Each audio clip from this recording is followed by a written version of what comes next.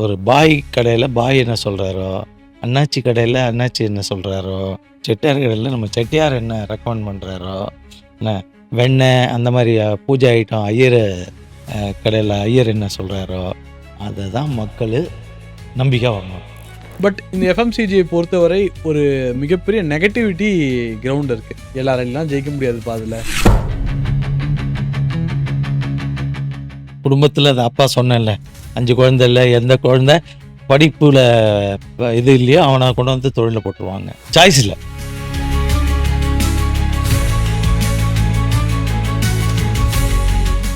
Sir இந்தியாவில் we are mind set has change. Government mind set has changed towards business. சென்னையில் வந்து எனக்கு வேலை கிடைக்கலன்னு எவனாலே சொல்ல முடியுமா? சாமானியர்களுக்கு வணக்கம். இன்றைய சிறப்பு விருந்தினர் பழகிறதுக்கு ரொம்ப எளிமையான ஆட்கள். ஒரு தொழிலை முன்னேற்ற, அதை சீர்படுத்த 35 ஆண்டுகள் அவங்களுக்காகவே தன்னுடைய வாழ்க்கையை அர்ப்பணிச்சவர். இது எல்லாத்தோடையும் you always call spade as a spade. நல்லதுனா நல்லது, கெட்டதுனா கெட்டது. மனசுல பட்டதை அப்படியே நேரடியாக பேசக்கூடிய நபர் வேறு யாரும் கிடையாது. Honorary doctor Ganesh Ram, FMCG சங்க தலைவர். வாங்க அவரிடம் பல கேள்விகளை கேட்கலாம்.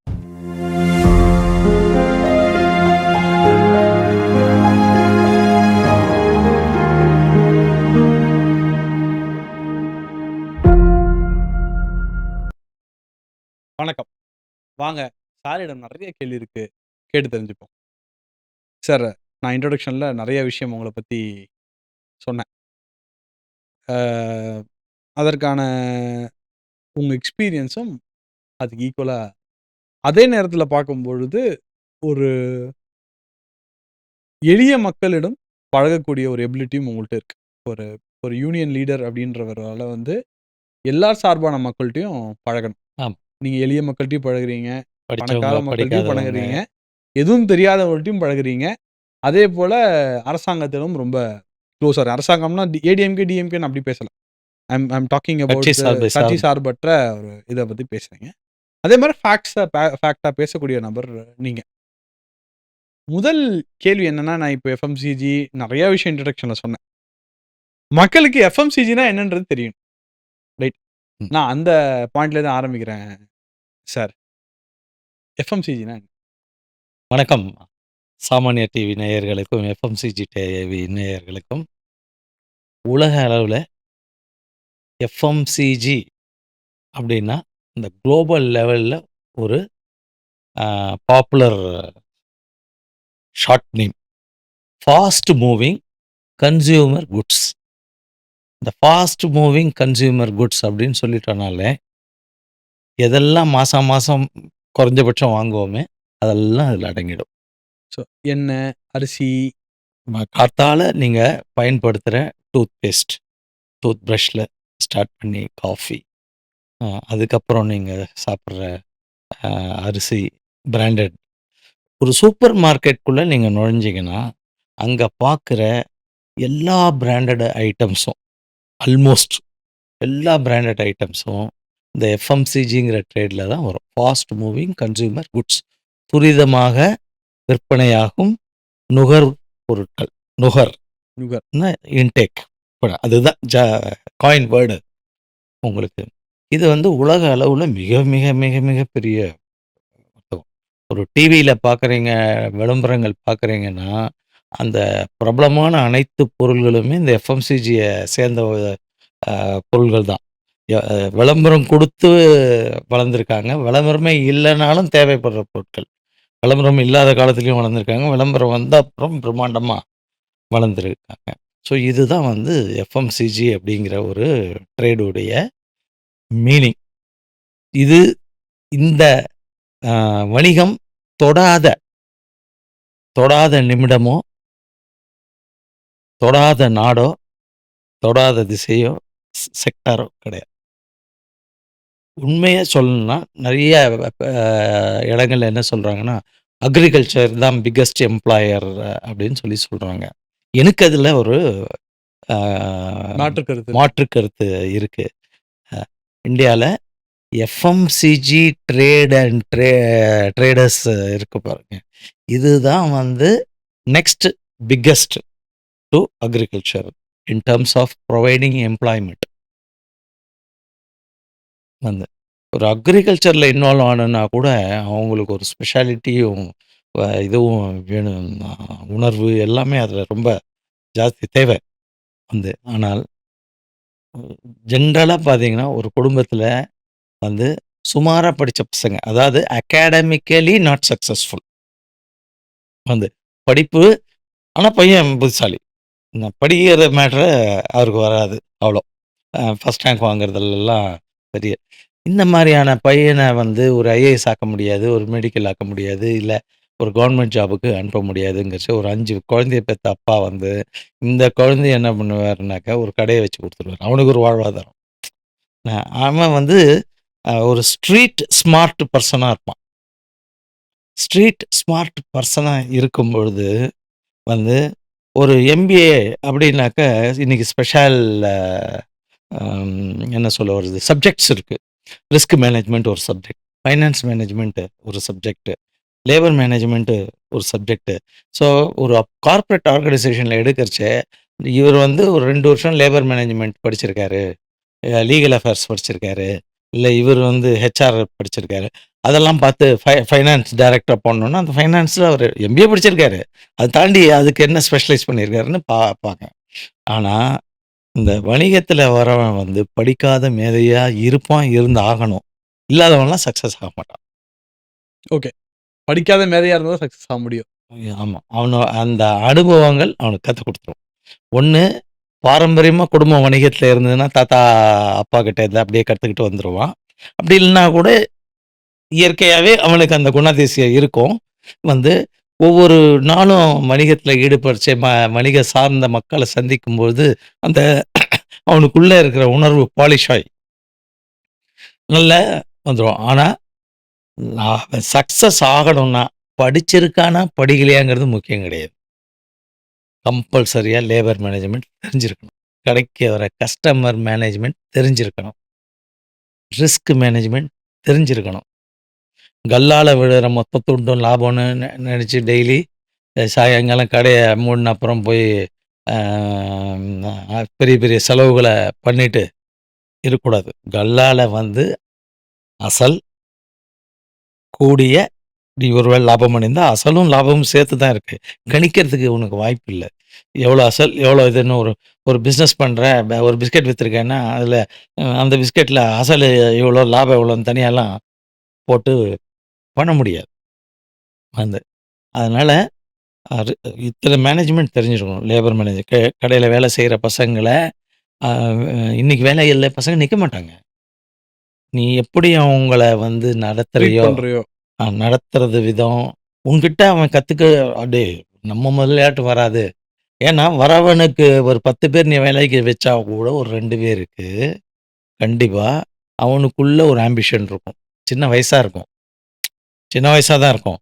ஆனால் அவனுக்குள்ள நான் ஒரு பெரிய முதலாளி ஆகணும், என் முதலாளியால் அளவுக்கு நான் ஆகணும், என் முதலாளியோட பெரிய முதலாளி ஆகணுங்கிற எண்ணம் இருக்கும். அந்த மாதிரி வந்து வளர்ந்த ஒரு சில தமிழ்நாடு தயாரிப்பாளர்களை எனக்கு தெரியும். உதாரணத்துக்கு நம்ம சேனலில் கூட சொல்கிறேன். நீங்கள் ஜிஆர்பி நெய்ன்னு சொல்லி ஒரு நிறுவனம், உதயம் இல்லை ஹோசூர், ஓகே ஹோசூர், ஜிஆர்பி அப்படிங்கிறது ஜிஆர் பாலசுப்ரமணியம், அவர் பேரை தான் ஜிஆர்பின்னு வச்சுருக்காரு. அவர் அவங்களுடைய அக்கா புருஷன் மளிகை கடையில் சின்ன வயசில் வேலைக்கு சேர்ந்தவர். ஆனால் அந்த சொன்னேன் இல்லையா, புதஞ்சி கிடக்கிற ஒரு பெரிய சக்தி வணிக நாலேஜ், அந்த எக்ஸ்பீரியன்ஸ் ஆக ஆக ஆக ஆக அவர் வந்து சொந்தமாக ஒரு பிராண்டை உருவாக்கி, உதயம் கீங்கிறது இன்றைக்கி ஒரு மோஸ்ட் ரெஸ்பெக்டட் ஹை குவாலிட்டி கீ பல இருக்குது தமிழ்நாட்டிலேருந்து, ஹை குவாலிட்டி கீ பிராண்டு. அதில் இவங்களும் ஒரு கிட்டத்தட்ட 800 கோடி ரூபாய் டர்ன் ஓவர் பண்ணுறாரு. இப்போ அவரெல்லாம் எடுத்துக்கிட்டிங்கன்னா தொழிலில் நுழைஞ்ச உடனேயே வந்து சம்பாதிக்க நினச்சிட்டோன்னு நினச்சி 1 கோடி ரூபாய் டர்ன் ஓவர் பண்ணிட்டோம், 10 கோடி பண்ணிட்டோம், 100 கோடி அச்சீவ் பண்ணிட்டோன்னு ஒன்று ஆடி காரை வாங்குறது, பென்ஸ் காரை வாங்குறது, பெரிய மாளிகையை கட்டுறது அப்படிங்கிற கான்செப்ட் எல்லாம் அவங்க செய்யல. ஏன்னா பணம் இல்லாம தொழிலுக்கு வந்தாங்க. கஷ்டம்னா என்னன்னு தெரியும். கடன் வாங்கினா அடுத்தவன் கடன் குடுத்தா அவனுக்கு திருப்பி குடுக்கணும். அவனு கடன் வாங்காம நம்ம என்னைக்கு மாறுவோம் அப்படிங்கிற அதெல்லாம் அவங்களுக்கு உள்ளுக்குள்ள இதெல்லாம் அவங்க அதிகமா பேச மாட்டாங்க. பேசுறதுக்கு நேரம் கிடையாது. உழைக்க தான் நேரம். அந்த மாரி அவங்க கஷ்டப்பட்டு, கஷ்டப்பட்டு இன்னைக்கு ரூ. 800,00,00,000 டர்ன் ஓவர் 2000 பேர வேலையில வச்சிருக்காங்க. பல எம்பிஏ படிச்சவங்க வேலையில இருக்காங்க.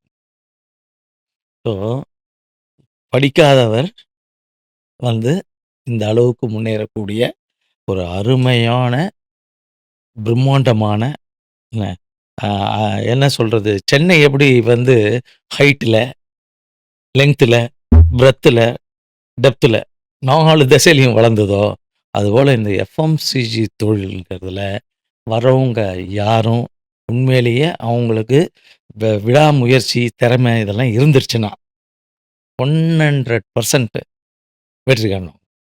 ஏனால் சென்னையில வந்து எனக்கு வேலை கிடைக்கலன்னு எவனாலயும் சொல்ல முடியுமா? உழைப்பாளி இல்லைன்னா தான் அப்படி சொல்லுவான். நீ படிச்ச படிப்புக்குரிய வேலை கிடைக்கல. நான் எதிர்பார்த்த வேலை எனக்கு கிடைக்கலன்னு வேணா சொல்லலாம். ஆனா, எனக்கு சாப்பிடாததுக்கு கூட வழி இல்ல. வேலையே கிடைக்கல. அப்படின்னு சொல்ற நிலைமையிலயா இருக்கு. அந்த மாரி எப்படி ஒரு சென்னைங்கிற நகரங்கள், பாம்பேங்கிற நகரம், பெங்களூர் நகரம்லாம் உயர்ந்ததோ, அதுபோல உலக அளவுல எஃப்எம்சிஜி அப்படிங்கிற ட்ரேட் ஒரு மிக மிக பெருசு. அன்றாட வாழ்க்கையில இருக்கிறதுனால, கன்சம்ப்ஷன் ஆறதுனால. அரிசி சாப்பிட்டு அந்த 5 கிலோ வாங்கினியே அந்த மாசம் செலவாயிடுச்சு. திரும்ப வாங்கி தான் ஆகணும். கரெக்ட். ம். ஸோ எவ்ரி பொருள் வந்து இந்த ட்ரேட்ல இருக்கிறதெல்லாம் கன்சம்ப்ஷன் ஓரியன்டட். அதனால கண்டிப்பா தீர்ந்து போயிடும். இந்தியாவுடைய எக்கனாமிக் பேக்போன்ல எஃப்எம்சிஜி வர்த்தகம், வணிகம் என்பது ஒரு மிக பெரிய பலருக்கு தெரியாது. வந்து எனக்கெல்லாம் வந்து அரசாங்கம் கம்பல்சரியா ஒரு ட்ரேடர்ஸ் மினிஸ்ட்ரி உருவாக்கணும்.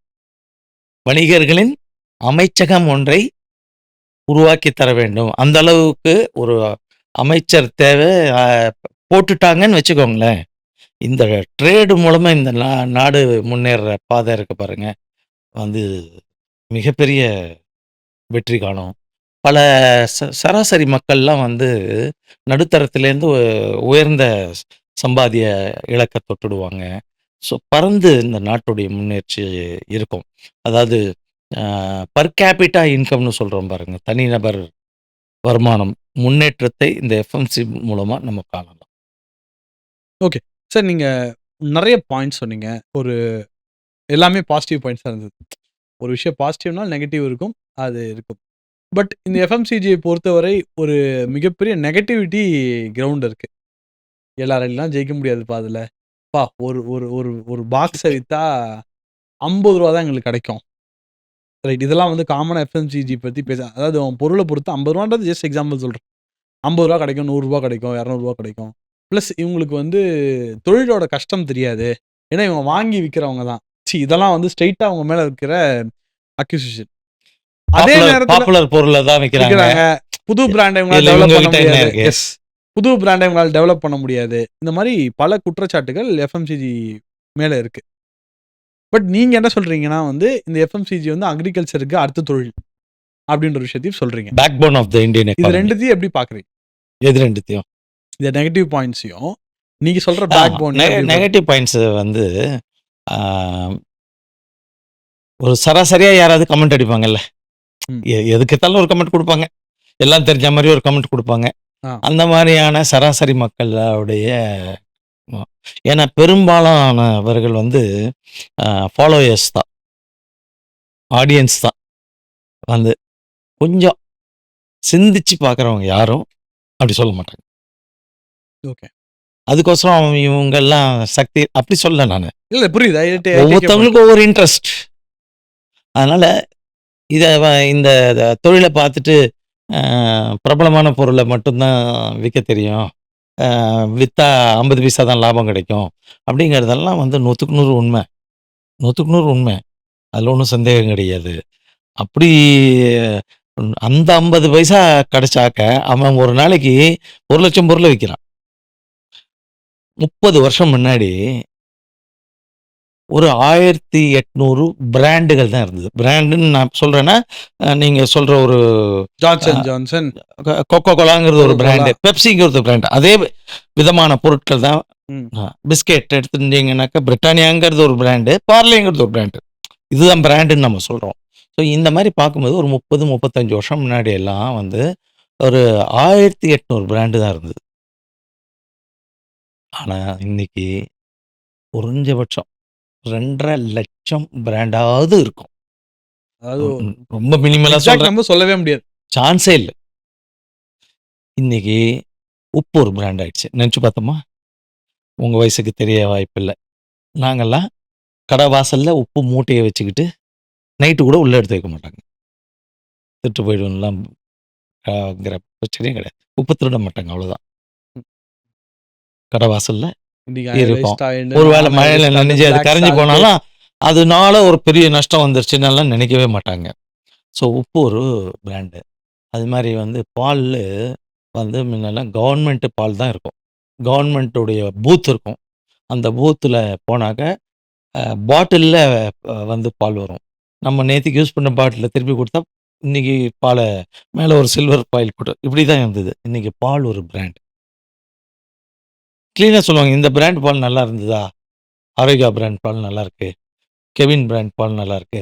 இல்ல திருமலா நல்லாருக்கு.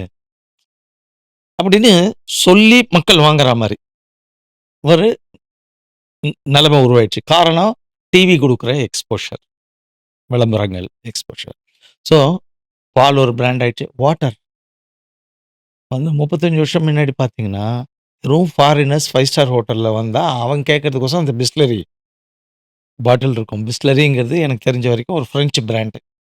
வந்து அங்க மட்டும் தான் அந்த மினரல் வாட்டர் இருக்கும். நம்மளால அஃபோர்டே பண்ண முடியாது. அஃபோர்டே பண்ண முடியாது. தண்ணிய விக்கிறது பாவம்ன்னு சொல்லிட்டு இருந்த நாடு வந்து. இன்னைக்கு ஜஸ்ட் லைக் தட். எத்தன 1000 கோடி வணிகம் வாட்டர் பாட்டில்ல நடக்குது. ஸோ வாட்டர் ஒரு பிராண்டு. அ கடுகு ஒரு பிராண்டு. தால் ஒரு பிராண்ட். இது மாரி அரிசி. அரிசி பிராண்டா என்னைக்கு பார்த்துருக்கோம்? மூட்டையா கடையில போய் அண்ணாச்சி கடையில வந்து அவரு எது நல்லா இருக்குன்னு சொல்றாரோ அதான் சிவாஜி வாங்குவோம். பிராண்டு, மயில் கொழுந்து பிராண்டு, ஆப்பிள் அதுதான் பிராண்டு. வாங்குவோம். அவங்க வந்து என்ன சொல்றாங்களோ, ஒரு பாய் கடையில பாய் என்ன சொல்றாரோ, அண்ணாச்சி கடையில அண்ணாச்சி என்ன சொல்றாரோ, செட்டியார் கடையில நம்ம செட்டியார் என்ன ரெக்கமெண்ட் பண்றாரோ, என்ன வெண்ணெய் அந்த மாரி பூஜை ஐட்டம் ஐயரு கடையில ஐயர் என்ன சொல்றாரோ, அத தான் மக்களு நம்பிக்கையா வாங்குவாங்க. அவருக்கு இன்னைக்கு செல்வாக்கு இருந்தது. இன்னைக்கு அந்த செல்வாக்கெல்லாம் கடைக்காரங்களுக்கு கிடையாது. ஏனால் விளம்பரத்த பார்த்துட்டு வந்து கேட்டத குடுங்கன்னுவான். மாறி போச்சு ட்ரெண்ட். ஸோ இவ்ளோ பிராண்ட்ஸ் உருவாகி போயிடுது. வந்து அப்போ பிராண்ட் உருவாக நீங்க என்ன டர்ன் ஓவர் இருக்கும்னு நெனச்சுட்டு இருக்கீங்க எஃப்எம்சிஜி இந்தியால? தெரியல. 10 ட்ரில்லியன் இந்திய ரூபாய் மதிப்பு. வா! 10 trillion. Trillion. So turnover wise வந்து அக்ரிகல்ச்சர் ஒரு படி மேலேயோ? அக்ரிகல்ச்சர் கொஞ்சம் கூடுதலா நியரிங் இல்ல அது ஆமா. கூடுதலா இருக்கணும். அக்ரிகல்ச்சர் நீங்க பார்த்தீங்கன்னாக்க, அக்ரிகல்ச்சர்ல நெறைய விலகி வெளில வராங்கல்ல. ஹார்ட்ஷிப் பார்த்துட்டு வெளில வராங்க. வறுமை வெளில வராங்க. மேன் பவர் கிடைக்காததுனால இன்னைக்கு இருக்கிறவங்கலாம் மெஷினரிய நம்பி தான் பண்ண வேண்டியிருக்கு. ஸோ அதில அது சுருங்கிக்கிட்டு இருக்கு. இது வளர்ந்துக்கிட்டே இருக்கு. ஏனால் இதுக்கு ஸ்கில் தேவையில்ல. காமன் சென்ஸ் இருந்தா போதும். வந்தா கத்துக்கிற எண்ணம் இருந்தா, ஒரு கடையில நீ 5 வருஷம் வேலை பார்த்தன்னா, நீயே ஒரு கடை போட்டுடலாம். "நீ எந்த காலேஜ்ல படிச்சுட்டு வந்த?" அப்படின்னு எவனும் கேட்க மாட்டான். இப்ப முடி வெட்டணும்னா கூட, உங்களுக்கு வெட்டத் தெரியணுமே! அது ட்ரெய்னிங் இருந்தா தானே செய்ய முடியும். இதுக்கு ஒரு ட்ரெய்னிங் தேவையில்ல. 10 பொருள கடையில நீ வாங்கி வச்சுட்டு, வந்து கேட்கிற பொருள் இருந்ததுன்னா எடுத்து குடுத்துடலாம். என்ன கேட்கிற பொருள் இல்லையா? நோட் பண்ணி வச்சுட்டு, நாளைக்கு தரேம்மா அப்படி இல்ல சாயங்காலம் கொண்டு வந்து வீட்ல குடுத்துடுறேம்மா. அப்படின்ட்டு போயிடலாம். ஒரு இது ரிலேஷன்ஷிப் பில்டிங் ரொம்ப முக்கியம். Tom, Dick and Harry can become a winner in this trade. அந்த மாரியான மிக சிறப்பான, அருமையான வணிகம். இதெல்லாம் வந்து வெற்றி பெற நோக்கம் உள்ளவனுக்கு, புரிந்து கொண்டு செய்ய நினைக்கிறவனுக்கு, பகுத்தறிவை பயன்படுத்துறவனுக்கு, ந வருமானம் என்ன, கடன் என்னன்னு எப்போதுமே அவனுடைய எண்ண ஓட்டத்துல பதிவு செஞ்சவனுக்கு. அப்படி இல்லன்னா, பயங்கரமா அவன் விக்கும். பல கடைகள் பார்த்தீங்கன்னா, ஒரு 5 வருஷத்துக்கு போடு போடுன்னு போடுவான். அப்புறம் காணாம போயிடும். உதாரணத்துக்கு சுபிக்ஷான்னு ஒரு சூப்பர் மார்க்கெட். கரெக்ட். டிவில விளம்பரம் பண்ணாத அவன் தான் வணிகத்த கெடுத்தவனே. இந்த சுபிக்ஷாங்கிற கான்செப்ட்ல வந்தது பாருங்க. அவன் தானும் சுபிக்ஷம் இல்லாம, இருந்தவனையும் சுபிக்ஷம் இல்லாம ஆக்கின ஆளு. எம்ஆர்பி விலையில வித்துட்டு இருந்த பொருள்கள் எல்லாம், என் கடையில கம்மி, என் கடையில கம்மின்னு சொல்லி, ரேடியோ மூலமாவும், டிவி மூலமாவும் விளம்பரம் குடுத்து, வாங்கின விலைக்கு விக்கிறது. என்ன, எல்லா கஸ்டமரும் தன் கடைக்கு வரணும்னு நெனைக்கிறது. இதெல்லாம் நடக்காது. நீ ஃப்ரீயா குடுத்தா கூட, உன் கடையில எல்லாரும் வந்து நிக்கிறதுக்கு நேரம் கிடையாது. இவர் ஃப்ரீயா குடுக்குறாருன்னு 3 மணி நேரம் கியூல நின்னு அரிசி வாங்கின்னு போவாங்களா? கரெக்ட். கிடையாது. செய்ய மாட்டாங்க. ஆனா, அந்த சுபிக்ஷா வ வ நடத்தின ஒரு ஆள் படிச்ச ஆள் வேற. எம்பிஏ. ஓகே. படிச்சுட்டு வந்து மொத்த வணிகத்துடைய அ ஒரு பெருமைய கெடுத்துட்டு போயிட்டாரு. என்ன, பல 100,00,00,000 வந்து கடன். அவரால அழிஞ்சவங்க ரொம்ப அதிகம். அவரும் வளரல, இருக்கிறவனெல்லாம் அழிச்சாரு. அவரு எப்படி அழிக்க முடியும்னு நீங்க கேட்டீங்கன்னாக்கா, அவருக்கு டிஸ்ட்ரிபியூட்டருங்க சப்ளை குடுத்தாங்க. ஓகே. டிஸ்ட்ரிபியூட்டர் கிட்ட சப்ளை வாங்க வேண்டியது கம்மி விலையில. கம்மி விலையில விக்கிறேன் அப்படின்னா என்ன அர்த்தம்? கம்மி விலையில வாங்குறேன்னு. இல்ல. ஓகே. ம். கஸ்டமர கூப்பிடுறதுக்கு நீ நஷ்டப்பட்டு விக்கிறேன்னு அர்த்தம். ம். ரூ. 100 எம்ஆர்பி இருக்கிற பொருள். பாப்புலர் பிராண்டு எந்த கம்பெனியாலயாவது அ வியாபாரிகளுக்கு ஏகப்பட்ட லாபம் குடுக்க முடியுமா? பாப்புலர் பிராண்டு ரூ. 100 விக்க வேண்டிய பொருளு ரூ. 60 கிடைக்குமா? கிடைக்காது. ரூ. 85 கிடைக்கும். ரூ. 90 கிடைக்கும். ஆனா, என் கடைக்கு கஸ்டமர் வரணும்னு இந்த சுபிக்ஷா என்ன பண்ணாரு? ரூ. 70 வித்தாரு. அப்ப என்ன ஆகுறாங்க மக்களு? ஓடுறாங்க வந்து. ஏன்னா விளம்பரம் வேற குடுக்குறாரு. எந்த பொருள பார்த்தாலும். ஆனா இவருக்கு வந்து நான் டிஸ்ட்ரிபியூட்டரா நான் சப்ளை பண்ண விலை ரூ. 100 பொருள்னா நான் ரூ. 85 தான் சப்ளை பண்ணியிருக்கேன். ஆனா ரூ. 15 அவர் கழிச்சு விக்கிறார். ரூ. 85 வித்துறாரு. ஆமா. முதல் தடவ நான் சப்ளை குடுக்கறச்ச எனக்கு போஸ்டட் செக். அடுத்த மாசம் 1 வீக் டைம் போட்டு செக். அதுக்கப்புறம் ஒரு கிரெடிட்ல போயிட்டே 30 டேஸ் ஆயிருக்கும். அதுக்குள்ள 5 சப்ளை வேற வாங்கிடுவாரு. வந்து ஃபர்ஸ்ட் செக்கையே 45 நாள் டேட் போட்டு ரிலீஸ் பண்ணுவாரு. அதுக்கப்புறம் கேட்டனிலே 45 நாள் போட்டு ரிலீஸ் பண்றது. ஏன்னா, நான் குடுத்த முதலீட தான் அவர் முதலீடா பயன்படுத்தி ஒழிச்சுட்டாரு. அவரு தன் சொந்த காச ஒழிக்கல. டிஸ்ட்ரிபியூட்டரோட சமுதாயத்துல வந்து கஷ்டப்பட்டு முன்னேறவனுடைய மொ அ வணிக எண்ணத்த அவருக்கு சாதகமா பயன்படுத்தி ஒழிச்சுட்டாரு. ஏகப்பட்ட டிஸ்ட்ரிபியூட்டர் கோடிக்கணக்குல நஷ்டம். சில நிறுவனங்கள் போட்டி பொறாமை வணிகத்துல அது இயற்கையா அமைஞ்சிருது. அங்க தான் வந்து சிந்திக்கிற சக்திய வந்து வணிகன் இழந்துடுறான். இந்த சிந்திக்கிற சக்திய இழக்காம இருந்தா தான் நாடு முன்னேறும். நம்ம வணிகம் செய்றோம். அவருக்கு லாபமா, நஷ்டமாங்கிறது முக்கியம் கிடையாது. ஒவ்வொரு வணிகனும் சக்சஸ்ஃபுல்லா இருந்தா நாடு சக்சஸ்ஃபுல்லா இருக்கும். அவசியம். Well set. அவசியம். கை கொடுக்கும் கை. 90% ஆவது சக்சஸ்ஃபுல்லா இருந்தா தான் அந்த தொழிலுக்கே மரியாதை. இதெல்லாம் இல்லாம போனதுனால தான் நீங்க சொன்னீங்க பார்த்தீங்களா? இப்படி விக்கிறான், அப்படி விக்கிறான். இந்த இத ஒண்ணும் பெருசா பார்க்கலன்னு சொல்றதுக்கெல்லாம் காரணம், அவன் சொந்தக்காரன் பாழா போயிருப்பான். 90% சக்சஸ்ஃபுல்லா இருக்காங்கன்னு நினைக்கிறீங்களா இப்போ? இல்ல. இருக்க வாய்ப்பில்ல. ஏன்னா 50% ஒரு 40% இப்ப இருப்பாங்க. 70% இருந்தாங்க. சோ 100ல 70% இருந்தாங்க. ஆ. இப்பல்லாம் வந்து இந்த அந்நிய முதலீட வந்து குயிக் காமர்ஸ்ங்கிற பேர்ல எல்லாம் அலோவ் பண்ணிட்டாங்க. கவர்மெண்ட்டோ வந்து ஒரு பரிசீலனை செஞ்சு pilot operation, pilot marketing project செஞ்சுட்டு அனுமதிச்சிருந்திருக்கணும். அப்ப என்ன ஆயிருக்குன்னா, அந்த ஏதாவது ஒரு பர்ட்டிகுலர் சிட்டி செலக்ட் பண்ணியிருக்கணும். அந்த சிட்டியில ஒண்டி பண்ணி ட்ரையல் ப்ராஜெக்ட் பார்த்தா, இந்த மாரி அந்த ஃபாரின் வச்சு முதல்ல மக்களுக்கு குயிக் காமர்ஸ்னா என்னன்னு அப்புறம் போவோம். அதுக்கப்புறம் போவோம். இப்ப நீங்க கேட்ட கேள்விக்கு நான் ஓரளவு அவங்களுக்கு ஏன் அவங்கலாம் இத வந்து ஒரு பெரிய எனர்ஜெட்டிக் பிசினஸ் இல்லன்னு நெனச்சாங்க அப்படின்னா, இதுதான் போட்டி போட்டு விக்கிறதுனால. போட்டி போட்டு விக்கிறச்ச லாபத்த பறிகுடுத்து வித்துட்டுருக்காங்க. வியாபாரம் பண்ணா போதும் அப்படிங்கிற எண்ணத்துல வித்துட்டுருக்காங்க. அது லாபம் இல்லாத எதுவுமே, வியாபாரம் கிடையாது. சம்பாத்தியம் இல்லாத வீடு உருப்படாது. சம்பாத்தியம் இல்லாத மாநிலம் முன்னேறவே முன்னேறாது.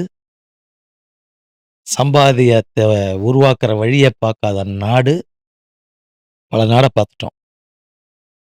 சுபிக்ஷமாவே இருக்காது.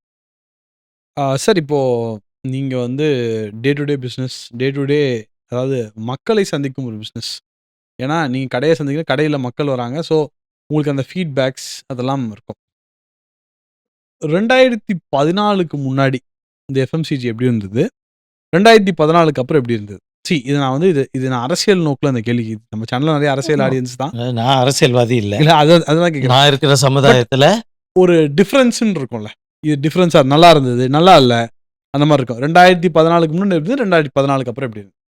நான் வந்து கடந்த 34 வருஷமா வணிக சமுதாயத்துடைய முன்னேற்றத்துக்கோசரம் வந்து என்ன ஐக்கியப்படுத்திக்கிட்டு, என்னுடைய பிரைம் லைஃப இந்த சமுதாய முன்னேற்றத்துக்கோசரம் வந்து செலவு பண்ணி, 24 மணி நேரம் செலவு பண்ணேன். ஏன்னா, என் மனைவி என்ன சப்போர்ட் பண்ணாங்க. அந்த மாரி பண்றதுக்கு.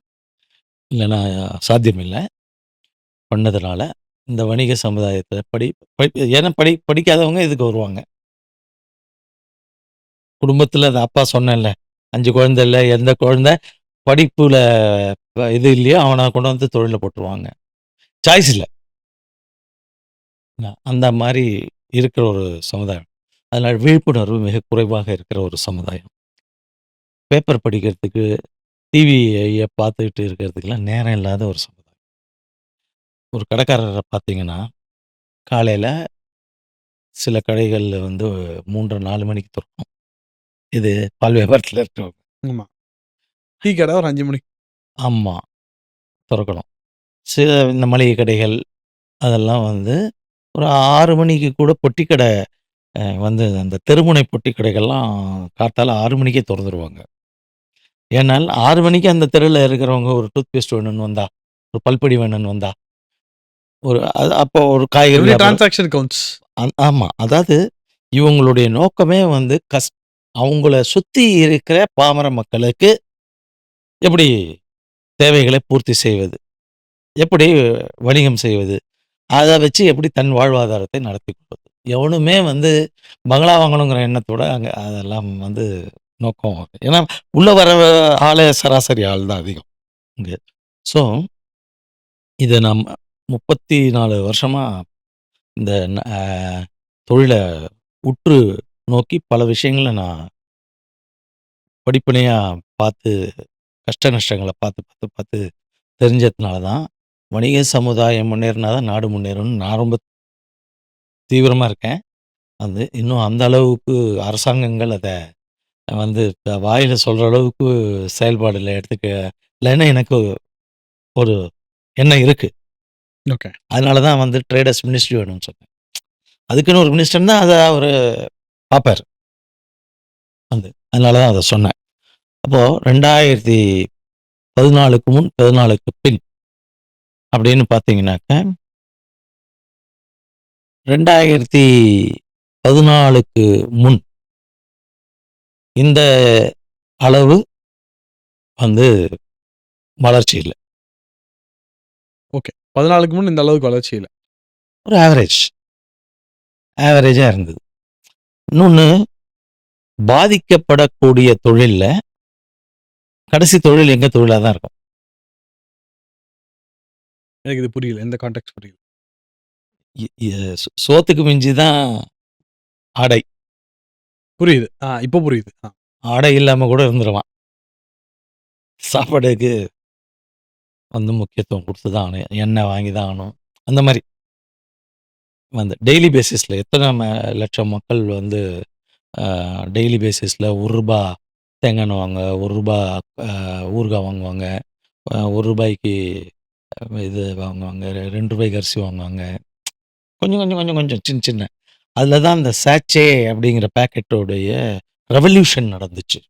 அது ரெவல்யூஷன் தானே. ரெவல்யூஷன். அது பிரீமியம் பொருள ஒரு குடிசைக்குள் எடுத்துன்னு போன ஒரு ரெவல்யூஷன வழங்கினது சாச்சே தான். அந்த ந சில பேருக்கு தெரியாது. பலருக்கே தெரியாதுன்னு கூட சொல்லலாம். அந்த சேச்சே ரெவல்யூஷன பண்ணினவரு தமிழ்நாட்ட சேர்ந்த சின்னி கிருஷ்ணன்னு சொல்லி கடலூர்கார். ஓகே. அவருடைய மகன்கள்லாம் வந்து பிரில்லியன்ட்டு பிசினஸ் பீப்பிள். சக்சஸ் சில பேர் அடைஞ்சிருக்காங்க. சக்சஸ் பல பேர் ஆனா, அத்தனை மகன்களும் வந்து தனி பிராண்ட் உருவாக்கினாங்க. அதுல ரொம்ப ரொம்ப சக்சஸ்ஃபுல் அப்படின்னு சொன்னீங்கன்னா, கெவின் கேர்ன்னு ஒரு கம்பெனி கேள்விப்பட்டிருப்பீங்க. ஆமா. அந்த செக் ஷாம்பூன்னு சொல்லி. கரெக்ட். அவர் தான் அவருடைய மகன் தான். நேச்சுரல்ஸ் நாங்க அங்க சலூன் பார்ப்பீங்க. கரெக்ட். Branded salons. ஆமா. அதெல்லாம் 2000 கோடிய தாண்டி மதிப்புள்ள நிறுவனம் இன்னைக்கு.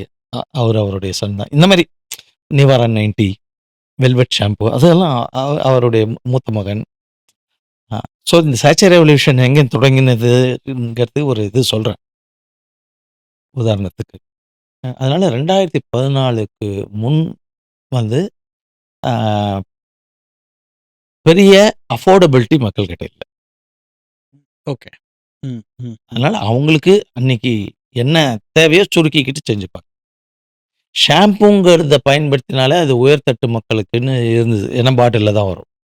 200 எம்எல், 500 எம்எல் இப்படி தான் வரும். உயர்தட்டு மக்களால் தான் வாங்க முடியும். இந்துஸ்தான் லீவர்னு ஒரு நிறுவனம் கேள்விப்பட்டிருப்பீங்க. உலகத்துல வந்து பெரிய டர்ன் ஓவர் பண்ற நுகர்பொருட்கள்லயே அவங்க கிங்கா இருக்கிற நிறுவனம். அவ்வளோ பெரிய மார்க்கெட்டிங் பிரெயினு அந்த கம்பெனியில வேலை செய்றாங்க. அந்த காலத்துல இந்த காலம் வரைக்கும். வந்து அந்த நிறுவனம் கூட வந்து அ சாச்சேல வியாபாரம் பண்றதுங்கிறது ஆஹா கேவலம்னு நெனச்சாங்க. ம், ம். ச்சீ! ஷாம்பூன்னா 200 எம்எல் வைக்கணும். பிராண்ட் நம்ம பிராண்ட் ஆ தான். What is this? வந்து செல்லிங் இட் ஃபார் ₹1 50 பைசா. ச்சீ! That's not we are not in that செக்மெண்ட்ன்னு ஸ்டைலா சொல்லிக்கிட்டு இருந்தாங்க.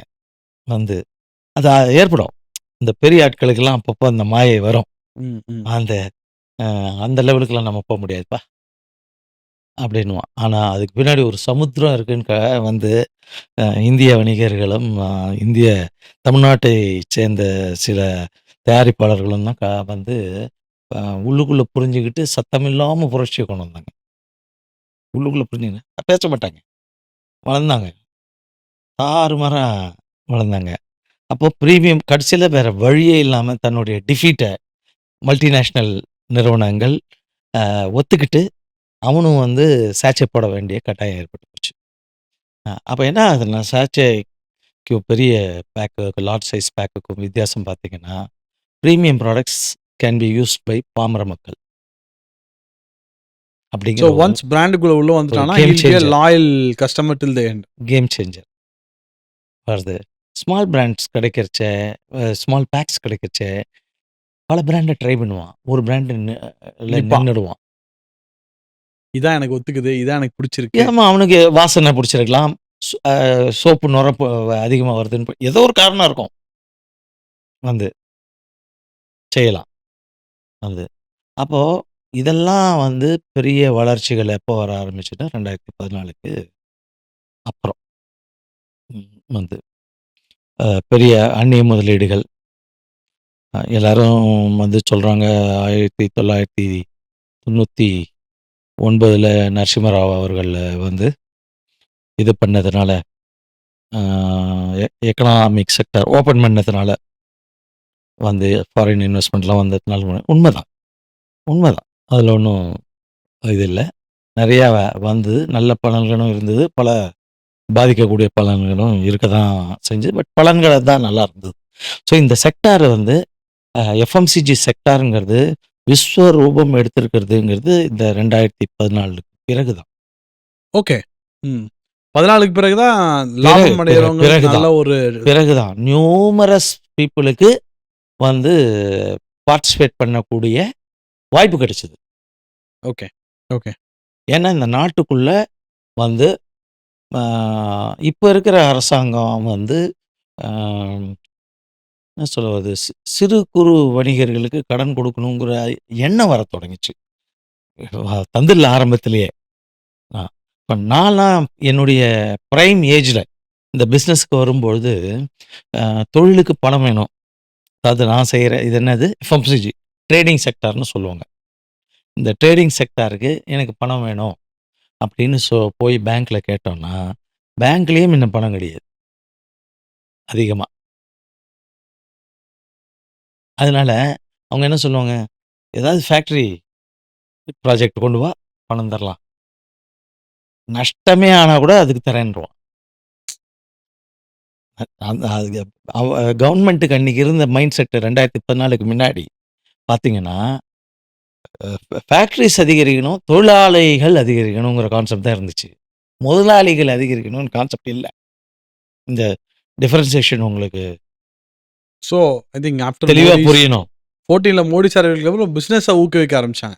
அ முதலாளிகள் அதிகரிக்கணுங்கிற எண்ணோட்டம் வந்து வரத் தொடங்கிச்சு. அதுவே பெரிய அப்போ வந்து ஃபேக்டரிஸ் நெறைய என் மக்களுக்கு வேலைவாய்ப்பு வேணும். எங்க மக்கள் பட்டினியில இருக்கக்கூடாது. அப்படிங்கிறதுக்கு ப்ரையாரிட்டி குடுத்துக்கிட்டு இருந்தாங்க. அ அத தாண்டி ப்ரையாரிட்டி வந்து என் மக்கள் சொந்த தொழில் இப்ப சொல்றாங்கல்ல, ஸ்டார்ட் அப் இண்டியா. எல்லாருமே மேக்ஸிமம் எவ்வளோ விஞ்ஞானிகள் கிடைக்கிறானோ இந்த நாடு முன்னேறிடும்னு. வந்து உண்ம அது. அப்பதான் முன்னேறும். அதெல்லாம் இல்லாத நாடு முன்னேறவே முன்னேறாது. ரொம்ப கஷ்டம். ஸோ மோடி வந்ததுக்கு ஒரு பிறகு முன்னேற்றம்னு சொல்றீங்க. நிச்சயமா. சார் ஒரு ஒரு சங்கம். நான் சொல்றது ஒரு எளிமையா ஒரு சங்கம். ஒரு குடும்பம். இல்ல ஒரு கூட்டு குடும்பம் வந்து ஒரு நாடு முன்னேறணும்னா, ஆண்டவன் அருளால் நேர்மையான நேர்மையான லஞ்ச லாவண்யங்களுக்கு விலை போய் விடாத என் மக்கள், என் நாடு எப்படியாவது முன்னேத்தணும். அப்படிங்கிற ஒரு வெறி இருந்ததுனால் ஒரு சங்கமும் வளரும். நான் சொல்றது சங்க லெவல்லயே. புரியுது. ஒரு குடும்பம் டிவிஎஸ் ஃபேமிலி எப்படி வளர்ந்துச்சு? மதுரையில சைக்கிள் இது ஸ்பேர் பார்ட்ஸ் வித்த கடை தானே. அந்த குடும்பத் தலைவர் உருவாக்கினது தானே இவ்வளோ. இன்னைக்கு இப்ப எவ்வளோ ஃபேக்டரிஸ உருவாக்கி வச்சிருக்காங்க. அதனால அந்த குடும்பத் தலைவன் வந்து இம்பார்ட்டன்ட். அவனுக்கு இருக்கிற டெடிகேஷன், அவனுக்கு இருக்கிற நேர்மை, அவனுக்கு இருக்கிற ஹார்ட் ஒர்க். இது வந்து நாடுகளுக்கு அவ்வப்போது பிளெஸ் பண்ணும். ஓகே. புரியுது. எப்போதும் பிளஸ் பண்ண மாட்டோம். கிடைக்காது. வந்து அ அவனுக்கு அறிவு கம்மியா இருந்தா கூட பரவால்ல. நேர்மை அதிகமா இருந்து, முன்னேற்றம் பண்ணணும் என் மக்கள உயர்த்தணுங்கிற வெறி அவனுக்கு இருந்துருச்சுனால், அத தான் இன்னைக்கு நான் பார்க்குறேன். தூங்குற நேரத்த தவிர ஒரு நாட்ல இருக்கிற 24 மணி நேரத்தில தூங்குற நேரத்த தவிர, மனுஷனுக்கு 8 மணி நேரம் தூக்கம் கண்டிப்பா வேணுன்றாங்க. மேபி இவர்லாம் வந்து பை ஆண்டவன் அருளாலயும், மெடிகே மெடிடேஷன் பிராக்டிஸ்னால 6 மணி நேரம் தூங்குவாரோன்னு நெனைக்கிறேன். வந்து மீதி வந்து 16லேருந்து 18 மணி நேரமும் ஓயாம உழைச்சுக்கிட்டு இருக்காரு. 75 வயசுல. நம்ம பார்த்த 64 வயசே கூட ஒரு வயசு தான். கரெக்ட். வந்து எனக்கு முடியலங்க ஒரு 1/2 அன் ஹவர் ரெஸ்ட் எடுத்துக்கிறேங்கன்னு சொல்ற வயசு தான் அது. அப்படி இருந்த காலகட்டத்திலேருந்து அத பார்த்துக்கிட்டு இருக்கோம். டைம் வந்து நேஷனுக்கு டெடிகேட் பண்றேன். வந்து ஃபுல் ஃப்ளெட்ஜ்டா வந்து டெடிகேட் பண்றதுனால அண்ட் இந்த அவரு ஒரு குஜராத்துக்கு சிஎம்மா இருந்த காலகட்டத்திலயும் சரி, இதுலயும் பிரைம் மினிஸ்டரா இருக்கிற 11 வருட காலகட்டத்திலயும் சரி, அவரையும் அவர சுற்றி உள்ள சகாக்கள். அ அமைச்சர்களோ இல்ல லாம் வந்து லஞ்சம் குடுத்தா வேலைய முடிச்சுடலாம். அப்படிங்கிற எண்ணங்கள்லாம் இருக்கக்க தான் செஞ்சுது. வந்தபோது. "அவனுக்கு என்ன வேல கேளியா?" அப்படின்லாம் நெனைக்க தான் செஞ்சாங்க. பட் எல்லாரும் வேலைக்கு போறதில்ல. 100ல 99 பேர் போவாங்களாக்கும். ஒருத்தர் போறதில்ல. அப்படிங்கிற ஒரு இதுல இன்னைக்கு கத்துக்கிட்டாங்க. "டேய் லஞ்சம் கிஞ்சம் போய் வாய் தெரியாம உளறி உள்ள வச்சுட போறாங்க ஜாக்கிரதைன்னு" பயப்படுறான். ஒழுங்கான திட்டம் இருந்தா போனா செஞ்சுருவாங்கப்பான்னு நம்பிக்கை வருது. அந்த மாற்றம் கிடைச்சது வந்து அ மோடி அரசு வந்ததுக்கு அப்புறம். நான் சொன்னேன் இல்லையா, என்னுடைய பிரைம் பீரியட்ல வந்து ட்ரேடிங் செக்டார் அப்டின்னா பணம் குடுக்க மாட்டாங்க பேங்க்ல. நான் தொழில்ல முன்னேறணும், நான் கிராஜுவேட் படிச்சிருக்கேன், நான் வந்து ஒரு டிஸ்ட்ரிபியூஷன் பிசினஸ் தொடங்குறேன், பண்ணணும். பிரிட்டானியா ஏஜென்சி எடுக்கிறேன் அப்படின்னு சொல்லி போய் நின்னேன்னா, பேங்க்ல லோன் வேணும். எனக்கு மாசம் ரூ. 20,00,000 டர்ன் ஓவரு, ரூ. 10,00,000 ஸ்டாக்குக்கு வேணும், ரூ. 10,00,000 மார்க்கெட்ல கடன் குடுத்து ரோல் பண்றதுக்கு வேணும் அப்படின்னு சொன்னா குடுக்கவே மாட்டாங்க. சரி பரவால்ல, என்னோட ரூ. 1,00,00,000 சொத்து இருக்கு. சொத்த குடுக்குறேன். அந்த சொத்த அடமானம் வச்சுக்கிட்டு, என் பேர்ல நம்பிக்கை இல்லையோ, அத வச்சுக்கிட்டு எனக்கு ரூ. 20,00,000 குடுங்கன்னா, குடுக்க மாட்டாங்க. பிரையாரிட்டி செக்டார்ல இல்லப்பா நீ. ட்ரேடிங் செக்டார்ல இருக்க. ஓகே. இன்னைக்கு ஒரு வணிகனுக்கு இந்தியால சொத்தே இல்லாம, எவனுடைய கையெழுத்தும் இல்லாம, அவன் உண்மையிலேயே உருப்படியா வணிகம் செஞ்சு, ஜிஎஸ்டி பதிவு மூலமா வந்து லாப ம லாபமே சம்பாதிக்கலனா கூட, வருஷம் வருஷம் ஐடிய ஃபைல் பண்ணி, லாபம் இல்லன்னு ஃபைல் பண்ணணும். ஃபைல் பண்ணி, மாசா மாசம் ஜிஎஸ்டி ரிட்டர்ன்ஸ ஒழுங்கா ஃபைல் பண்ணி, பேங்க்குக்கு வந்து என்னெல்லாம் அவங்க அப்பப்ப கேட்பாங்க ரிப்போர்ட்ஸு. அந்த பேங்க்குடைய ரிப்போர்ட்ட ஆடிட்டட் ரிப்போர்ட்ட கரெக்ட்டா குடுத்து பண்ணினான்னா, ரூ. 1,00,00,000 வரைக்கும் வித்தவுட் கொலாட்ரல் செக்யூரிட்டி. சொத்து அடமானமே வைக்காம, அவனுடைய உழைப்புக்கும், முன்னேற்றத்துக்கும், வணிக முன்னேற்றத்துக்கும் அவனுக்கு கிடைக்கும். Track record. முதல்ல 5,00,000 வாங்குறது, 10,00,000 வாங்குறது, அத ஒழுங்கா கட்டாம வந்து விட்டுறது அப்படின்னா, அவன் ட்ராக் ரெக்கார்ட் கெட்டு போயிடும். குடுக்க மாட்டாங்க. அதனால தான் இன்னைக்கு வர இளைஞர்களுக்கு, நாங்கலாம் இளைஞரா இருந்து இந்த வாய்ப்பே இல்ல. 2014க்கு முன்னாடி. வாய்ப்பே இல்ல. ரொம்ப கஷ்டம். அ ரொம்ப ரொம்ப ரொம்ப ரேரா பார்த்தீங்கன்னாக்க, ஒரு பேங்க்ல கொண்டு போய் ரூ. 50,00,000 டெபாசிட் நம்ம யாரையாவது பெரிய பணக்காரங்கள நமக்கு இன்ஃப்ளூயன்ஸ் இருந்து போட வச்சால், ஒரு ரூ. 5,00,000 லோன் குடுப்போம். இந்த டெபாசிட் பேங்க்குக்கு வந்ததுனால. ஓகே. பேங்க்குடைய லிக்விடிட்டி ரேஷியோவே கம்மியா இருந்தது. பேங்க்ல இவ்வளோ ஒரு கோடி ரூபா பணம் இருந்தா தான் அவன் இத்தன கோடி ரூபா வந்து கடன் குடுக்க முடியும். இல்ல ஆக்சுவலி இன்ஃபாக்ட் நம்ம கூட கேள்விப்படுறோம். பிசினஸ் ரிப்போர்ட்ஸ் நல்லா இருந்து, இப்போ லேட்டஸ்ட்டா கொஞ்சம் இந்த சிவில் ரிப்போர்ட்ல ப்ராப்ளம் இருந்தாலும் பரவால்ல, பேங்க் உங்க பிசினஸ் ரிப்போர்ட் நல்லா இருக்குன்லாம் லோன் குடுக்குறாங்கலாம் கேள்விப்படுறோம். இப்போ இப்போ அதெல்லாம் இந்தியால we are mind set has change. Government mind set has changed towards business. Any sector நல்லா பண்ணுன்றான். ட்ரேடிங் செக்டாருக்கு கிடையாது. இப்போ எந்த செக்டார் சரி. வேணாலும் குடுக்குறான். அந்த கான்செப்ட்ட யோசிச்சு பாருங்க. ட்ரேடிங் செக்டர் கிடையாதுன்னு. பணம் இல்லாததுனால ஏதோ சொன்னாங்க. அப்படிங்கிறது நமக்கு புரிஞ்சுட்டா கூட, தயார் பண்றதுக்கு மேனுஃபேக்சரிங் குடுக்குறேங்கிற. மேனுஃபேக்சரிங் என்ன பண்ண போறான்? தயார் பண்ணி ஒரு பொருள் தானே வரணும். அந்த பொருள் அப்புறம் ட்ரேடிங் செக்டாருக்கு தானே போணும். அப்ப நீ தயாரிப்புக்கு குடுத்துருக்க, ட்ரேடிங் குடுக்கலன்னா, வளர்ச்சி முழுமையா கிடைக்கல. இப்ப அப்படி கிடையாது. நீ தயாரிக்க குடுக்குறேன். ட்ரேடிங் பண்றவனா குடுக்குறேன். ஒழுங்கா பண்ணு. பிசினஸ லாபம் வா. லாபம் இருந்தா தான் குடுப்பாங்க. நம்மள மாரி மக்களுக்கு சொல்றேன். அப்புறம் நம்ம கியூ காமர்ஸ்லாம் பேசிட்டு லாபம் இல்லன்னா கூட அவங்களுக்கு குடுப்பாங்க. கியூ காமர்ஸ் ஆனா, அடுத்த இதுல ஒரு தனியா பண்ண இந்தியனுக்கு போறோம். நல்ல நேர்மையா வணிகம் செய்யற ஒரு சராசரி இந்தியனுக்கு வந்து அந்த மாரி கிடைக்காது. நஷ்டமா இருக்கு அப்படின்னாக்க, அவ்வளோ ஈஸியா கிடைச்சிடாது. வந்து. ஸோ 2014க்கு பிறகு, இந்த கவர்ன்மெண்ட் ஸ்டெபிலைஸ் ஆன பிறகு, ஏன்னா எந்த கவர்ன்மெண்ட்டும் உள்ள வந்து உடனே பண்ண முடியாது. ஒரு 5 வருஷத்துக்கு அவங்களுக்கு அவங்களுடைய எதிர்க்கட்சியுடைய ஆட்கள் அங்கங்க உட்காந்துட்டு, இவங்க என்ன முயற்சி செஞ்சாலும் கால பிடிச்சு இழுக்கிற வேலைகள்லாம் நடந்து தான் செய்யுது. அதனால இவங்க என்ன முயன்றாலும் அந்த முயற்சிக்கு பலன் கிடைக்காது. ஸோ அந்த பீரியட் எல்லாம் தள்ளி பார்த்தீங்கன்னாக்க, அசுர வளர்ச்சி நம்ம நாட்டுக்கு வந்திருக்கு. வெளிநாட்டுல கௌரவம் இருக்கு. வெளிநாட்டுக்கு போன எத்தனையோ சொந்தக்காரன்லாம் வந்து தன்னை இந்தியன்னு சொல்லிக்கிறத விட வந்து அமெரிக்கன் அப்படின்னு சொல்றதுலலாம் பெருமைப்பட்டுக்கிட்டு இருந்தாங்க. வந்து இந்தியான்னு சொன்னா அவ்வளோ அவனுக்கு அங்க மரியாதை கிடைக்காது. அப்படி இருந்தது. இன்னைக்கு அவன் பெருமைப்படுறான். ஏன்னா அவனை சுற்றி இருக்கிற வெள்ளைக்காரனோ இல்லை இவனோ, யூ ஃப்ரம் இந்தியா அப்படின்னு அவன் முகம், அவன் வார்த்தை, அவன் பேச்சு எல்லாம் மாறுது. வித் ரெஸ்பெக்ட், ஃப்ரம் இந்தியா அப்படின்றான். பல ஃபாரினர்ஸ் இந்தியாவுக்கு வந்துட்டு திரும்ப போய் இன்னும் ஃபாரினர்ஸை இந்தியாவுக்கு அனுப்புகிறான். ஏன்னா க்ளீன்னஸே இல்லாத ஒரு கண்ட்ரியாக கணக்கில் இருந்தது.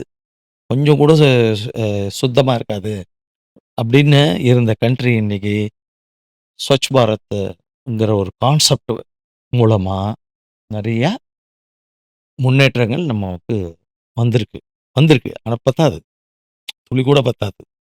என்ன இதெல்லாம் நான் 60 மார்க் வாங்கிட்டேன் அப்படின்னு சொல்றது பெருமை கிடையாது.